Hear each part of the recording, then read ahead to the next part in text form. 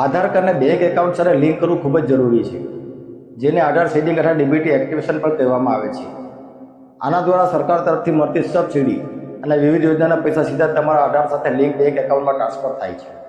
જો તમારું આધાર કાર્ડ હજી સુધી તમારા બેંક એકાઉન્ટ સાથે લિંક નથી તો આ કામ માટે બેંક જવાની ભૂલ કરશો નહીં, કારણ કે બેંકમાં લાંબી લાઈનો હોય છે અને સમય બગડે છે અને ઘણીવાર પછીથી આવવાનું કહેવામાં આવે છે. પરંતુ હવે તમારે ચિંતા કરવાની જરૂર નથી. તમે આ કામ ઘરે બેઠા તમારા મોબાઈલ ફોન દ્વારા માત્ર થોડા જ મિનિટોમાં સરળતાથી કરી શકો છો. તો આજનો આ વિડીયો તમારા માટે ખૂબ જ ખાસ અને ઉપયોગી છે, એટલે અંત સુધી જરૂરથી જોતા રહેજો. એનપીસીઆઈ એટલે કે નેશનલ પેમેન્ટ કોર્પોરેશન ઓફ ઇન્ડિયાના પોર્ટલ પર 150થી વધુ બેંકો ઉપલબ્ધ છે, જેના દ્વારા તમે તમારું આધાર કાર્ડ બેંક એકાઉન્ટ સાથે લિંક કરી શકો છો.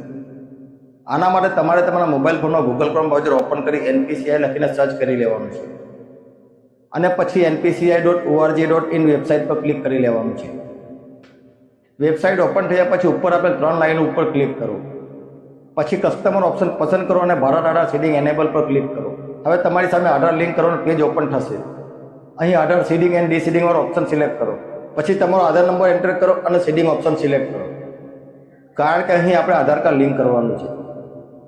હવે સિલેક્ટ બેંક પર ક્લિક કરીને તમારી બેંક પસંદ કરો.